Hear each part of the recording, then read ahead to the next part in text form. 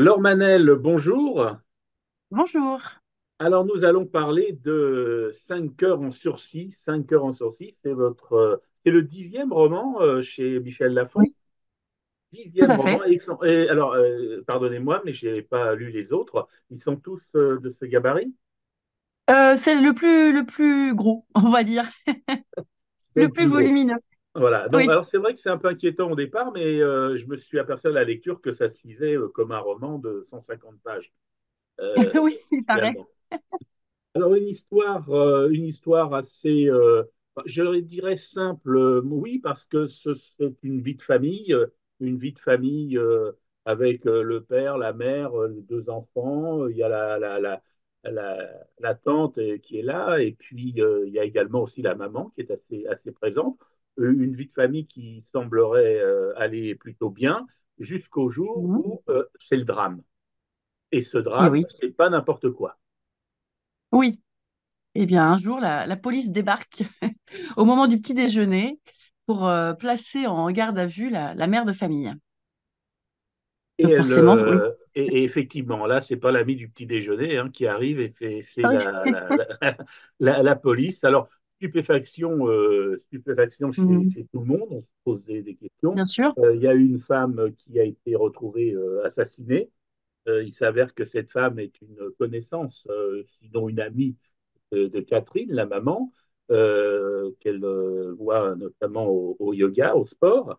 Et bon, on pense que comme elle l'a peut-être vue, était une des dernières à l'avoir vue vivante, on vient lui poser des questions.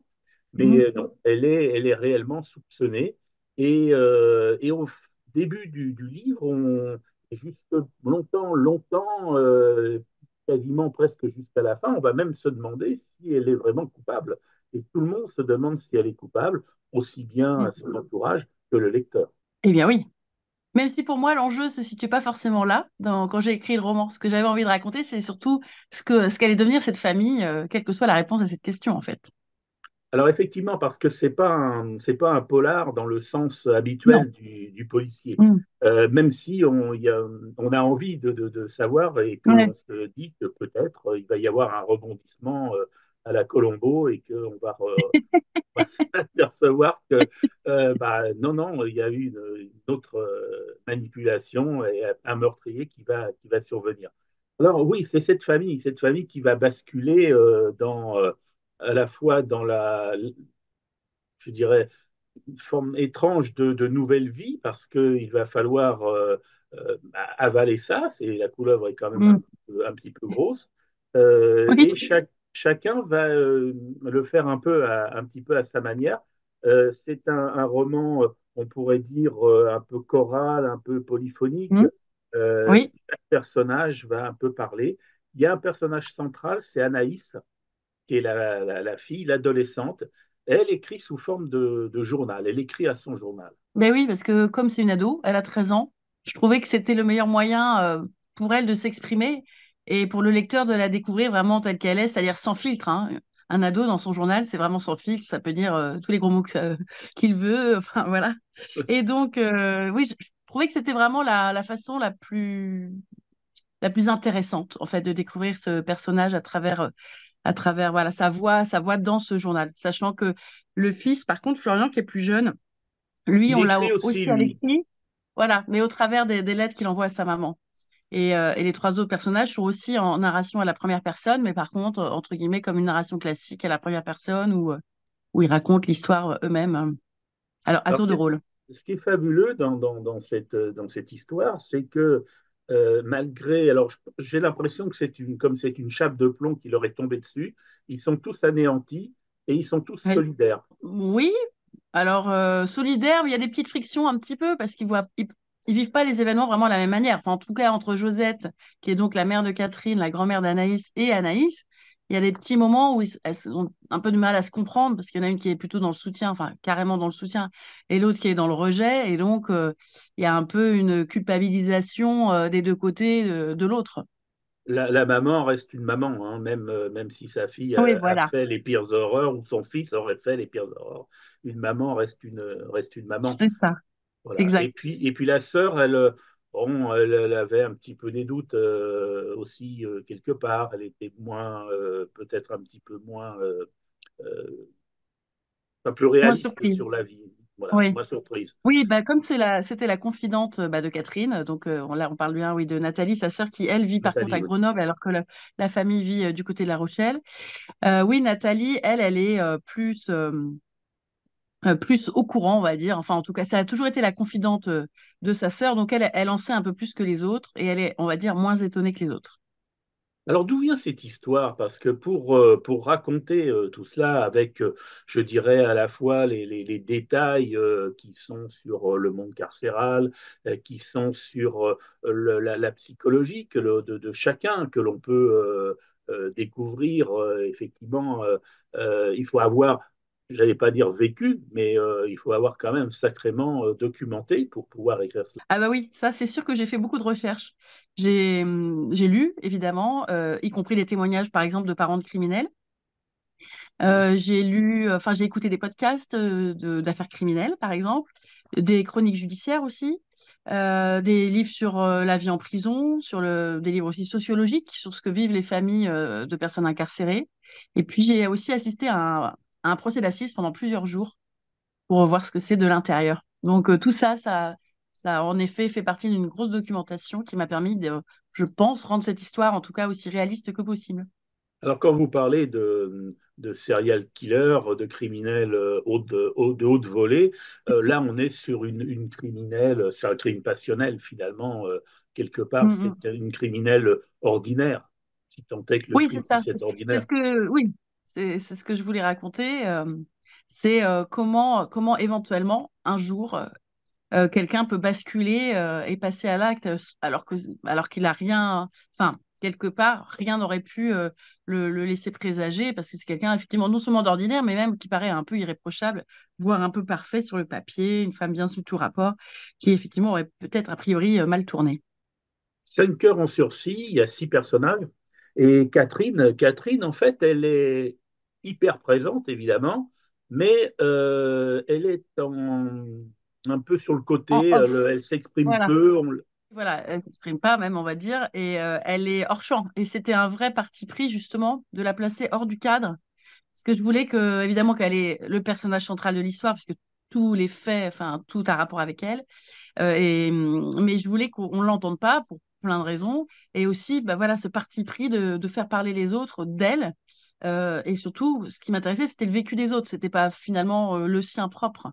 Donc, on a Catherine au travers des autres, mais elle ne s'exprime pas. Alors Anaïs, elle a un autre problème, elle, parce que, bon, en plus de l'adolescence, en plus du phénomène de sa maman en prison, il faut qu'elle gère ça, c'est le regard des autres. Alors, c'est beaucoup plus prégnant par rapport à Anaïs, du moins dans le livre, mais c'est aussi le cas pour Marc également.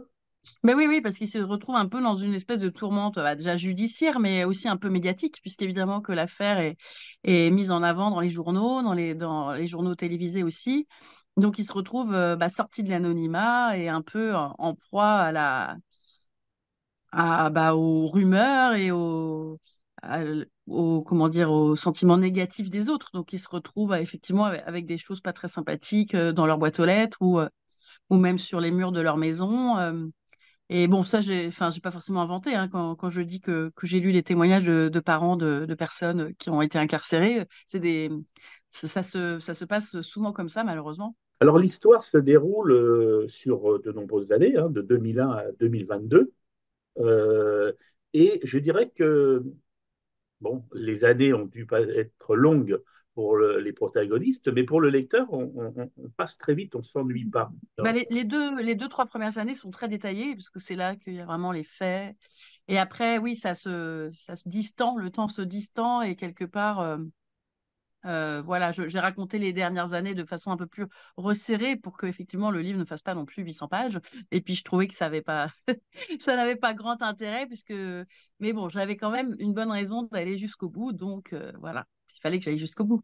Et dans la construction du livre, souvent, on a un personnage, puis ensuite le chapitre. Alors, les chapitres sont très courts, hein. On a Oui, un autre personnage, et puis on repart comme ça en boucle, comme ça. voilà. Là, pas du tout. c'est au fil. Comment vous avez construit le rythme? Alors moi, je fais toujours des chapitres très courts dans tous mes romans. Je ne sais pas faire long, je ne sais pas pourquoi. Mais oui, bah, comme je voulais qu'on entende la voix de chacun, selon les scènes, on a certaines scènes comme le procès avec les, les différentes successions de voix. Après, Anaïs, comme vous le disiez tout à l'heure, elle est plus centrale. On a beaucoup plus de chapitres qui la concernent. Il y a même des fois des chapitres Anaïs qui se suivent. Voilà, parce que c'est pas régulier, c'est pas Marc, Anaïs, Josette, Marc, Anaïs, Josette. C'est vraiment en fonction de ce que chacun avait à dire, à raconter. Parce que l'idée, c'était pas de les faire parler pour ne rien dire. Donc, comment je l'ai construit? Bah, j'ai l'impression, c'est comme si chacun voulait prendre la parole à tour de rôle. Je me suis laissée porter par eux, en fait, tout simplement. J'ai pas forcément cherché à structurer. C'est venu petit à petit. À vrai dire, au tout départ, j'ai d'abord fait des chapitres Anaïs, et même pas les premiers. En fait, j'ai fait des chapitres à partir du procès. Euh, Ça peut paraître bizarre, mais j'étais un peu bloquée sur le début de mon enquête avec les faits et tout ça, sur l'arrestation et le placement en garde à vue. Il me manquait des éléments, justement, on va dire, de documentation. Donc, j'ai commencé plus tard l'écriture et j'ai écrit plein de chapitres Anaïs à la suite. Et après, j'ai repris au début et j'ai commencé à intercaler aussi les autres personnages. Vous avez une compassion pour un des personnages, Bah ou pour pour tous, j'ai tous? envie de dire. Tous? Pour tous, oui, oui. Après, un peu plus peut-être pour Anaïs et Florian, les enfants qui, bah, enfin, comme les autres, ils n'ont rien demandé, mais qui, eux, le vivent. Voilà, leur mère n'est plus à la maison, ils ont le manque, voilà, elle est plus présente. Le père est obligé de compenser, mais c'est pas forcément facile pour lui non plus. Et puis, Josette, je la trouve aussi attachante parce que, voilà, c'est une mère, bah, pas forcément détruite, mais en tout cas qui doit assumer d'avoir, entre guillemets, enfanté peut-être d'un monstre, entre guillemets, ou en tout cas de quelqu'un qui a commis quelque chose d'un peu monstrueux. Donc, je sais pas, je les trouve tous attachants pour chacun des raisons différentes. Mais après, Anaïs, c'est vrai qu'elle est plus centrale. Et je trouve que c'est un personnage intéressant, justement, parce que c'est une ado, parce qu'elle est à vif. C'est déjà une période pas facile, en effet. Et là, avec tout ça qui lui tombe dessus, le harcèlement à l'école et tout ça au collège, bah voilà, je trouve que j'avais plus de choses à dire à travers ce personnage-là. Alors, vous parlez de l'école, du collège, mais il y a un moment effectivement qui est très difficile au début. Et puis, on a l'impression, je dis l'impression, que petit à petit, bien, les choses sont devenues presque d'une banalité déconcertante vis-à-vis de l'entourage des autres élèves de l'école, des enseignants, et que la vie a une sensation qu'elle a repris son cours naturel, alors que pas du tout. Oui, à un moment, après, il y a des hauts et des bas, hein, c'est un peu en dents de scie. Il y a des moments, ça va mieux. Il y a des moments, il y a des événements qui font que c'est ravivé. C'est jamais linéaire. Et puis bon, dans les établissements scolaires, les actualités chassent les actualités. Et quelque part, on peut être un peu au centre de l'attention quelque temps. Et puis à un moment, il y a quelqu'un d'autre qui va l'être. Enfin, voilà, c'est pas linéaire. Il y a une morale dans tout ça, ou un message. Bah, ça pose en tout cas la question du pardon. Est-ce qu'on peut pardonner? Est-ce qu'il est trop tard un jour pour pardonner? Est-ce que tout peut se pardonner? Enfin, en fait, je pense que c'est un roman qui pose plein de questions. Mais après, j'ai pas la prétention oui, non, de donner une morale. Chacun reçoit le message qu'il veut recevoir. Et puis, l'idée, c'était plus d'interroger le lecteur.